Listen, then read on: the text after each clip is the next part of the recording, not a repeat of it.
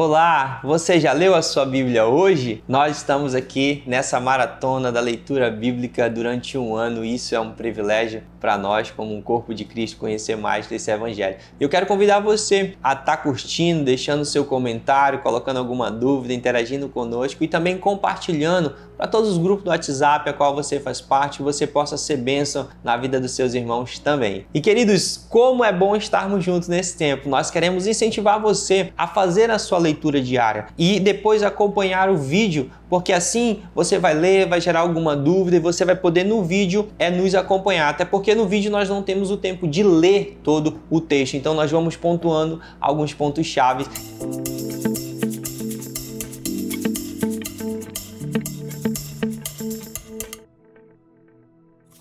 E nós queremos entrar com você aqui em Êxodo 16 e 17. Você sabe, queridos, que esse é o momento a qual Deus vai mandar o maná do céu. E olha, veja bem, no capítulo 16, no versículo 2 diz assim: ali no deserto, todos eles começaram a murmurar contra Moisés e Arão. Queridos, no 3 ele diz, dizendo assim: teria sido melhor que o Senhor tivesse nos matado no Egito. Lá nós podíamos pelo menos nos sentar e comer carne e outras comidas à vontade. Vocês nos trouxeram para este deserto a fim de matar de fome toda essa multidão. O Senhor Deus disse a Moisés: agora eu vou fazer chover do céu pão para vocês. E o povo deverá sair e a cada um deve juntar uma porção que dê para um dia. Assim eu os porei à prova para saber se eles vão obedecer às minhas ordens. Queridos, no versículo 2, os israelitas aqui estão reclamando de Moisés e de Deus pela terceira vez e rapidamente eles acabam esquecendo de tudo que Deus havia feito por eles. Rapidamente eles perdem aqui a sua fé na bondade de Deus, na sabedoria de Deus, na vontade de Deus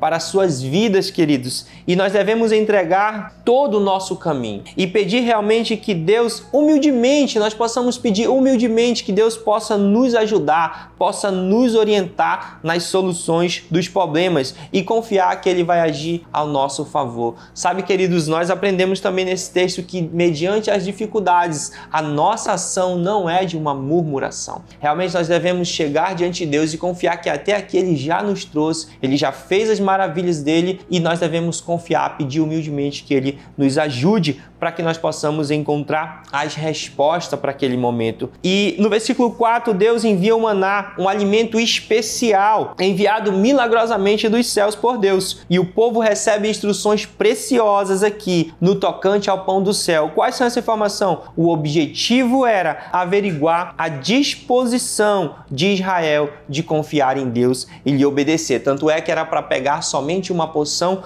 para o dia. Deus, queridos, de igual modo, às vezes Ele invoca essas circunstâncias sobre a minha e sobre a sua vida, de tal forma na qual a nossa fé e a nossa lealdade seja aprovada. Esses momentos de dificuldade também acontecerá conosco. Então nós aprendemos sobre como estamos agindo diante das situações, como que eu e você estamos aqui no ano de 2024, como que nós agimos mediante a situação, a falta de água também, que é um exemplo, uma falta de comida naquele momento. Qual é a nossa ação? Será que temos agido murmurando ou nós temos confiado e pedido humildemente que Deus nos ajude a encontrar essa resposta? Nós somos aqueles que confiamos no Senhor. Quando Deus nos dá bênção e nos dá ordem, como que nós agimos? Nós somos aprovados, a nossa lealdade ela permanece quando Deus nos abençoa, mas diz até onde nós devemos andar, como Ele fez aqui, queridos. E no capítulo 16 também você vai encontrar o primeiro momento que Josué, o homem escolhido para ser o sucessor de Moisés, ele aparece pela primeira vez na narrativa bíblica, onde Moisés fala para ele: escolha homens para que a gente possa pelejar contra Amaleque. E Josué significa salvar, né? Vem do significado de salvar também. E no versículo 11 nós vemos um detalhe importante onde Moisés levanta as suas mãos, falando da sua dependência a Deus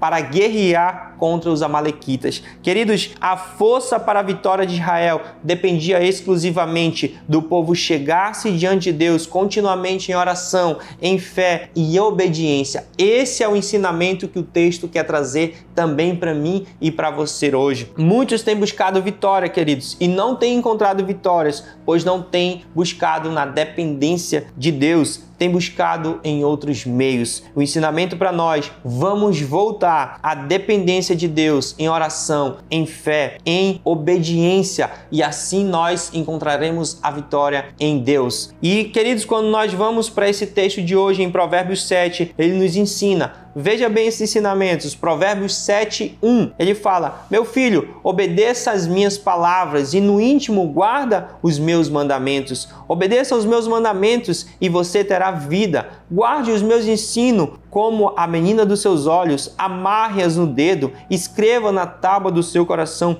Diga a sabedoria, você é minha irmã, e chame ao entendimento de seu parente. Provérbios nos adverte a guardar as palavras de Deus sobre a nossa vida, contra toda imoralidade sexual. Queridos, a imoralidade ela pode ser evitada se nós tivermos um compromisso firme com tudo o que Deus diz que é justo e bom. Queridos, isso também nós devemos reconhecer que o pecado ele leva à tristeza, leva à aflição, leva à morte. Provérbios 7, 24, 27, lá no final, quando você vai chegar no final desse texto, vai dizer: então, meu filho, ouça-me, dê atenção às minhas palavras, não deixe que o seu coração se volte para os caminhos dela, nem se perca em tais veredas. Muitos foram as vítimas, os quais matou são uma grande multidão. A casa dela é um caminho que desce para a sepultura, para as moradas da morte. Muitos sonhos, muitos projetos, muitas obras têm sido destruídas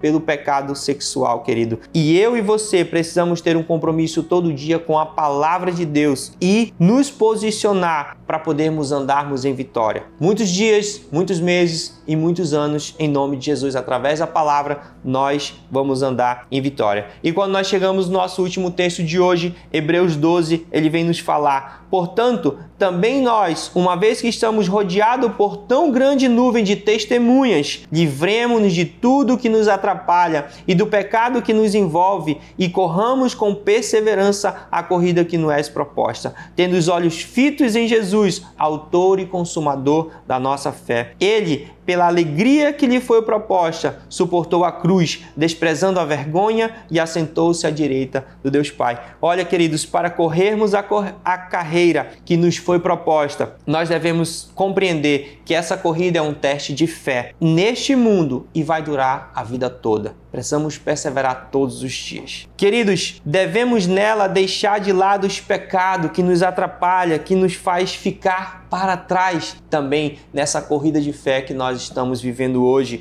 E também nós devemos estar conscientes de que o maior perigo que nos confronta é a tentação de ceder ao pecado. É a tentação de voltar para a pátria a qual nós fomos tirados. Então, queridos, no versículo 2, vamos seguir. Assim olhemos para Jesus. Jesus é o nosso exemplo de confiança em Deus, de dedicação à vontade de Deus, de oração, de vencer as tentações e sofrimentos, de perseverar na lealdade do Pai, ao Pai, e de ter terminado a boa obra que Deus o chamou para fazer. Então, queridos, Jesus é a nossa fonte de energia, a nossa fonte de amor, de graça, misericórdia e de auxílio. Compartilhe esse vídeo, curte, comenta e você possa ser bênção na vida dos seus irmãos também nesse dia, em nome de Jesus.